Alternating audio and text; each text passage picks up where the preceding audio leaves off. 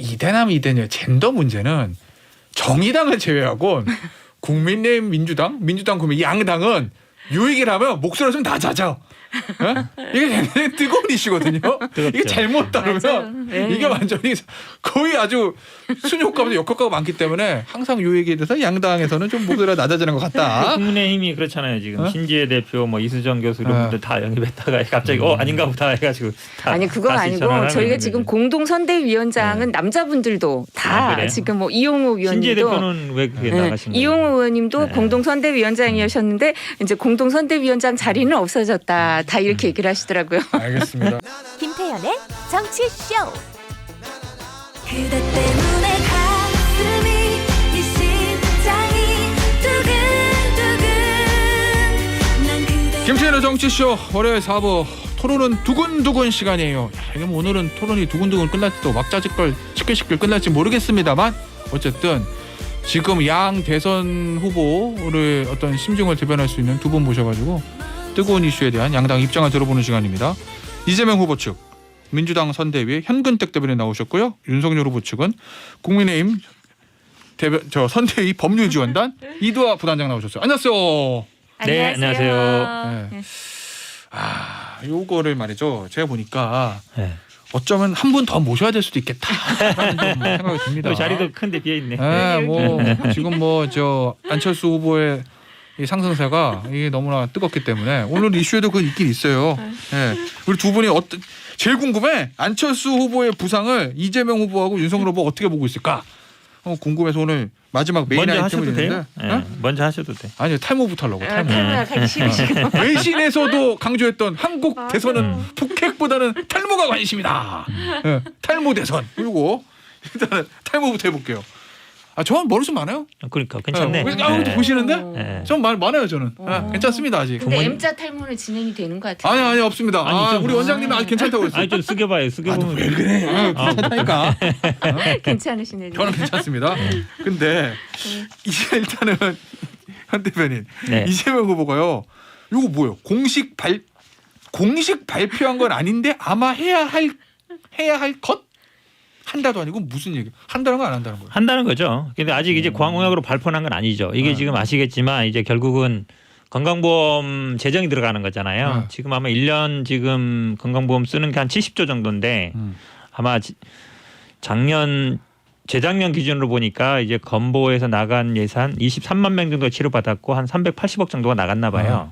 근데 추가적으로 이거 된다 그러면 아마 한 1,000억이나 뭐 7, 800억 정도 예상하고 있는 것 같은데 그 7, 800억 예상은 아마 지금 우리나라 이 탈모 약 시장이 한 1,000억 정도 되는데 그게 건보가 적용되면 좀 다운될 거다. 그래서 한 7, 800억 정도 될 거다 보는데 결국은 어느 선까지 할 거냐. 그게 중요하거든요. 결국은 이제 그거는 전문가 영역이기 때문에 그동안은 인정 안 되던 부분이니까 그 부분 검토하는 것 같고 또 여론도 사실은 팽팽해요. 찬성 반대가 보니까. 그러니까 이거에 관심 있는 사람도 있지만 그거 해주면 그럼 다른 거 뭐 쌍꺼풀이라든지 다른 것도 다 해줘야 되는 거냐. 비만 안 해줘요? 비만도 정확히 모르겠지만 예를 들어서 이걸 비만도 약 있잖아요. 약 있죠. 근데 탈모 고통받는 사람 마찬가지 비만은 고통받는 비만도 예를 들어서 뭐 질병으로 이게 사실은 외국 사례는 아시겠지만 보면은 비만에 대해서 세금 매기는 경우도 있어요. 왜냐하면 건강보험 제어 문제가 나오는데 예를 들어서 그래서 비만을 유발하는 어떤 음식이라든지 이런 거에 대해서 거기에 세금을 매겨서 그걸로 또 하는 경우도 있거든요. 그래서 뭐 그런 여러 가지 방안들은 고민 중인데 현재 당대에서 뭐 비만 부분은 아마 논의는 안 되는 것 같습니다. 뭐 모발이식이랑 가발도 해준다 뭐 이런 얘기도 있던데. 그거는 이제 그 서울대 그 우리 무슨 분과 교수님이 얘기한 것 같은데 아직 그거는 이제 확정된 건 아니에요. 확정된 건 아니기 때문에. 근데 이 얘기 자꾸 하는데 사실은 우리가 계속 지난번부터 얘기 나오지만 임플란트도 지금 65세 이상 2개까지 하잖아요. 그게 그럼 60세는 안 해주느냐, 그다음에 3개는 안 되느냐, 그 기준은 사실은 질병이냐 아니냐는 아니에요. 맞잖아요. 그 기준을 낮출 수도 있는 거고 더해줄 수 있는 거거든요. 그러니까 건강보험이라는 게 반드시 어떤 질병이냐 아니냐 이 논쟁은 아니다. 그러니까 국민들이 이해와 요구 이런 부분이 좀 중요한 것이고 그 균형을 맞춰가는 거라고 봅니다. 사회적 결국은 합의가 제일 중요하다라고 보고 있습니다. 왠지 하실 말씀 있을 것 같다는 생각이 듭니다. 예, 이제 이 부분에 대해서 저는 이제 안철수 후보가 좋은 지적을 해주는 것 같은데 탈모에 대해서도 국민들이 원하는 바가 있으면 말씀하신 것처럼 이 부분도 공약으로 검토하고 이 공약이 나올 수 있는데요.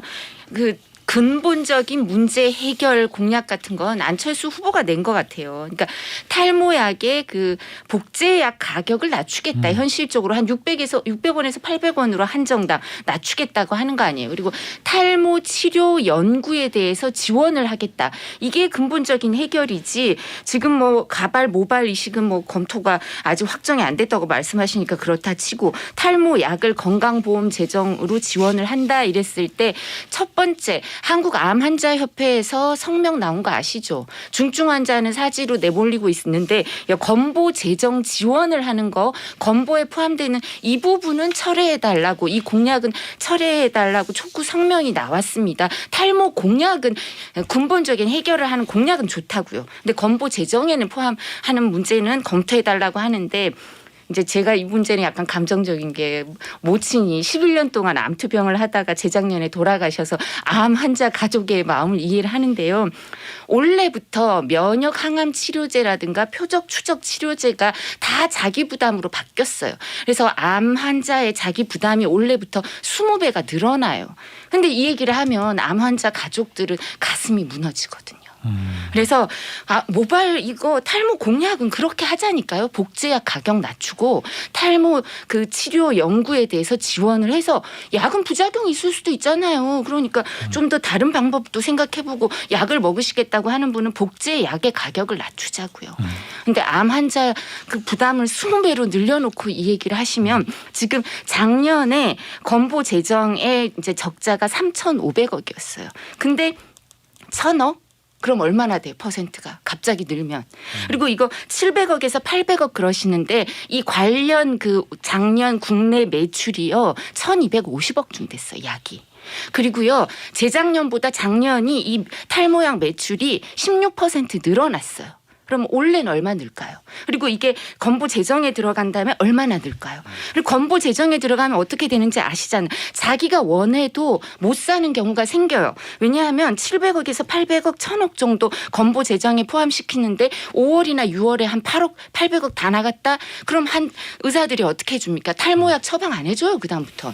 그럼 자기가 먹고 싶어도 못 먹는 경우도 생기거든요. 왜 이렇게 하냐고요. 알겠습니다. 조금 반론을 하면요. 네, 물론 뭐 말씀하세요. 앞에 계시니까 어머님 사례니까 그거는 뭐 좀 가슴 아픈 사례인데 사실은 암 환자 부분도 그렇습니다. 그러니까 계속 어쨌든 건보로 늘려가는 추세인 건 맞거든요. 그래서 이제 있는데 저는 이 탈모도 사실은 어느 정도 우리나라 국민들이 이번에 아마 이렇게 국민들이 반응을 한 이유가 그동안 약간 사각지대에 있었던 건 맞는 것 같아요. 그러니까 얘기를 잘 못하고 혼자만 어찌 보면 그냥 약 사 먹는 이런 사람들이 많았는데 저는 뭐 그 탈모약 시장에 대해서는 이 정도 규모라면 그걸 다 하는 건 아니거든요. 그러니까 여러 가지 가능은 해요. 예를 들어서 몇 번 가능한다든지 예를 들어서 약은 예를 들어 해주고 뭐 다른 거 씹는 거라든지 이식이라든지 이런 건 뭐 나중에 한다든지 여러 가지 그 조합이 가능하기 때문에 이거를 저는 뭐 일률적으로 된다 안 된다 할 필요는 없다. 어쨌든 건보라는 건 그렇습니다. 그러니까 점점 더 범위를 넓혀가는 게 맞기 때문에 그런 영역이 하나에 들어온 건 맞다라고 보고 있습니다. 알겠습니다. 근데 치료성 그러니까 치료성 비급여부터 급여로 전환을 하고 생명하고 직결되는 걸 먼저 하고요. 뭐 그 탈모 공약은 복제약 가격을 낮추자니까요. 알겠습니다. 예, 요거 여기서 마무리하고 다음은 요거 주말에 난리도 아니었습니다. 여성가족부 폐지 요 7글자. 요건 아무래도 요 얘기를 윤석열 후보가 꺼낸 거니까 예. 이두화 부단장 얘기부터 의원 얘기부터 좀 들어봐야 될 것 같은데. 이거 원래는 근데 양성평등 가족부로 이름을 바꾸겠다가 경선 때 나왔던 얘기인데 아무 설명 없이 갑자기 여성가족부 폐지 7글자가 빡 나와가지고 어떤 생각 고려로 이렇게 선회한 거예요? 저희도 이제 그 경선 과정에서도 이 부분이 논쟁이 있었어요. 근데 그때도 여성 가족부 폐지를 하고 그 다음에 다른 이제 부처나 아니면 이 부처에서 하던 일을 어떻게 이어가느냐 이 문제였지 폐지 그 존치였는데 폐지로 바뀌고 이건 아니에요. 존치였는데 폐지로 바뀐 건 아니고 이제 그래서 이해를 개편이라고 이해를 하셨던 것 같은데 그때도 표현은 여성 가족부는 폐지를 하고 이제 다른 부처로 개편을 한다 뭐 이런 취지였고요. 크게 바뀐 거 없다는 그리고 말씀이세요? 지금 이 부분에 대해서는 후보가 입장을 밝힌 것처럼 아동이나 가족 그다음에 그러니까 보육 문제 그리고 저출산 문제를 함께 해결할 그런 게 새로 만들어져야 되는 거 아닌가 이런 얘기를 하고 있고요. 저희가 성인지 예산이 한 해 수십조고요. 뿐만 아니라 저출산 예산도 어마무시하게 드는 거 다 아시죠. 그러니까 이런 부분이 근데 뭐 복지부, 여성가족부 이렇게 쭉쭉쭉 나뉘어서 있는 것도 잘 아시잖아요. 그렇죠? 그래서 이런 부분을 좀 개편을 하면서 좀 모아서 통합해서 효율적으로 움직이게 하는 건 어떤가라는데 여기 SNS 한 줄 공약으로 표출이 된 거는 2030 청년 보좌역의 아이디어였는데요. 기본적인 아이디어는 이렇게 뭐 없는 아이디어가 갑자기 그분들 얘기로 나오고 이게 아니라 고민을 하던 부분이었습니다. 아니 그러니까 그 고민을 경선 때부터 지금까지 기능적으로 좀 여성 가족부에 대한 기능적으로 재편하겠다는 걸 흐름 똑같다고 말씀하시는데 어쨌든 이렇게 여성가족부 폐지 7글자 딱 나가면 선거 전략적으로는 이대녀보다는 우리는 이대남을 잡고 간다. 요 득표 전략에 반영된 거다 이렇게 봐도 무방한 거예요. 이 부분에 대해서는 저희가 말씀드린 것처럼 새로 저희가 구체적인 공약을 말씀드리면서 대안을 말씀드리면 그 내용까지 보시면 특별히 이대남만 겨냥하는 건 아니다라는 걸 아실 수 있을 겁니다. 제가 보기엔 아니 그 제가 물어보고 싶은 말이었는데 왜 그러냐면 사실은 그 경선 때는 당연히 개편이라 그랬어요. 기능을 그러니까 뭐 여성가족부는 가족부를 한다 폐지한다고 그랬죠. 했었어요. 아니 그러니까 폐지한다는 건 완전히 없앤다는 거고 개편한다는 건 기능을 재조정한다는 거잖아요. 다른 거죠. 근데 사실은 그 이후의 말들이 더 좀 애매하죠. 왜냐하면 후보가 직접 그랬죠. 폐지 방침인데 생각해 보겠다. 근데 대변인이 새로운 뭔가 만들 거다. 물론 이수정 교수가 지금은 뭐 나갔습니다만 공동선대위원장 하던 분이니까 대체할 수 있는 부서를 만들 거다 이랬거든요. 그러니까 기존의 방침만 변함이 없다라고 얘기한 거예요. 한마디로 얘기하면. 근데 지금 말씀처럼 폐지는 맞다라고 계속 얘기하고 있는 거거든요. 그래서 저는 입장이 좀 바뀐 거다. 바뀐 이유는 뭐냐. 당연히 저는 이준석 대표 간의 숙제를 열심히 풀고 있는 거예요. 이준석 대표가 어쨌든 뭐 젠더라든지 뭐 게임 특기도 만들자라고 숙제 연습 문제 있었잖아요.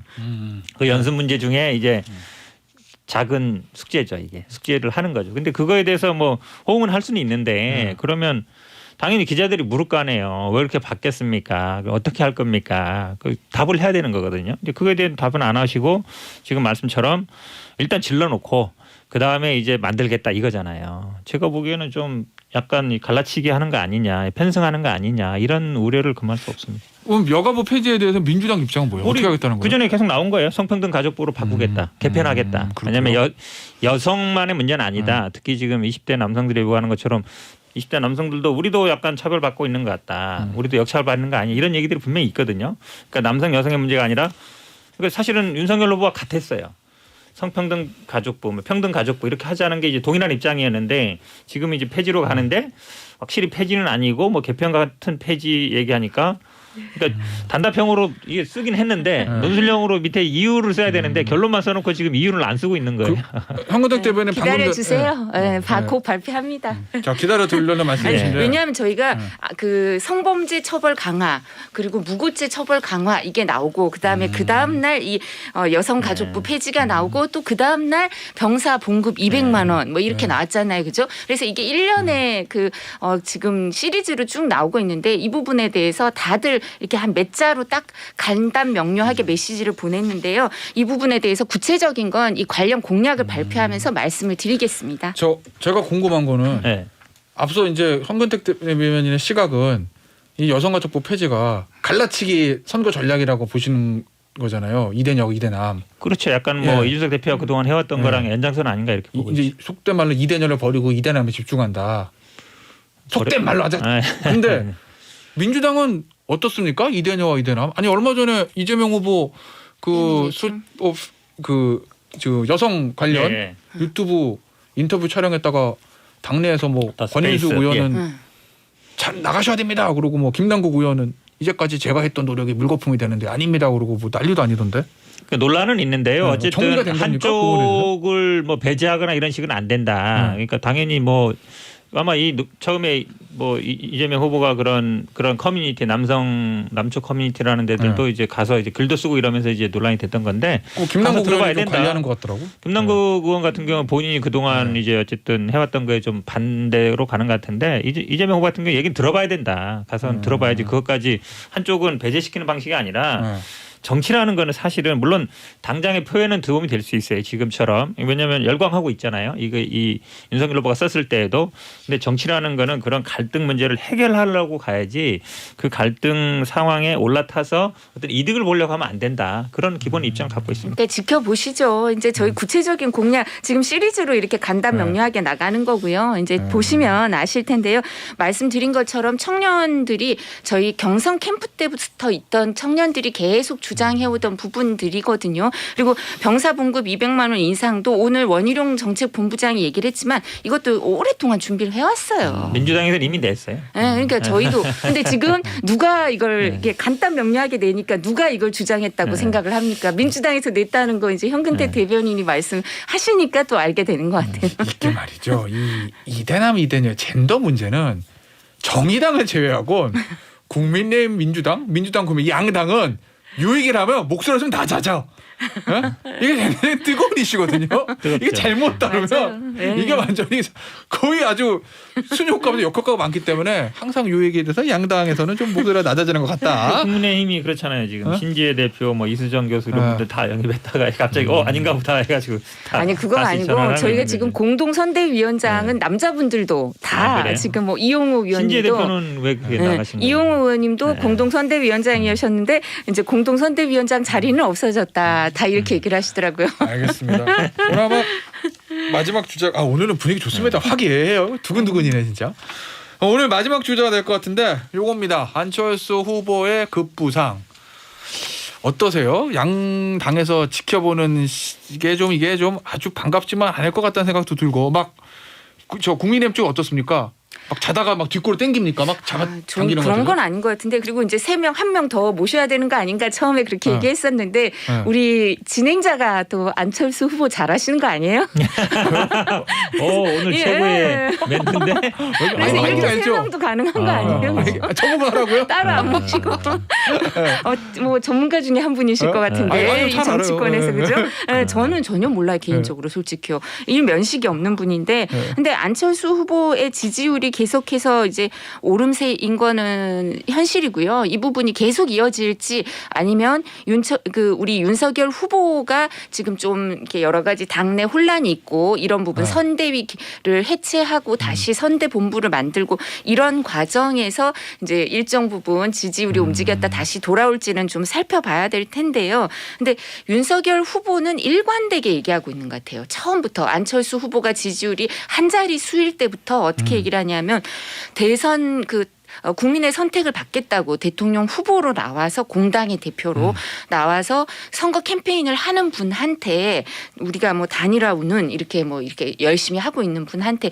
그런 말씀을 지금 하는 건 적절치 않다. 지금까지도 지난달부터 처음에 대선 출마 선언 안철수 후보가 했을 때부터 일관된 입장인 것 같습니다. 오늘까지. 그건 보니까 안철수 대표도 저 인터뷰 보면 끝까지 간다라고 하는데 현실적으로 지금의 여론 지지율이 만약에 설 이후에까지 똑같이 숫자가 나온다고 가정을 하고 말씀을 드리면 그러면 현실의 문제가 되는 거잖아요. 단일화. 현실의 문제가 되죠. 근데 저희가 하나 또 꼭 짚고 넘어가는 게 송영길 대표, 민주당 송영길 대표가 12월 달에 연합정부, 연립정부, 연대 여러 가지 얘기를 하시니까 안철수 후보가 헛된 꿈 꾸지 마라. 문재인 정권 심판을 같이 하겠다는 얘기냐. 이렇게 선을 명확하게 긋고 윤석열 후보한테는 뭐 원론적인 입장이지만 정치인이 만나자고 하면 만나겠다. 이렇게 얘기를 하니까 그리고 제일 중요한 건요. 정권 교체를 원하는 국민들의 열망이 과반이 넘는 게 상당수 나오고 있고 지금도 그리고 뿐만 아니라 국민들의 열망과 압박이 있으면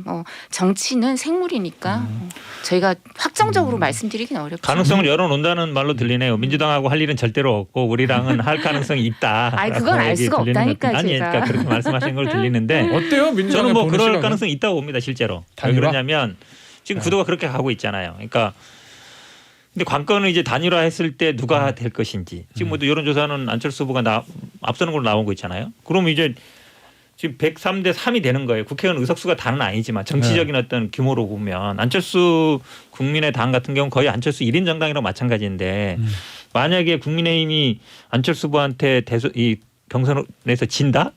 그럼 그 당이 어찌 보면 존립이 문제가 되는 거거든요. 쉽지 않죠.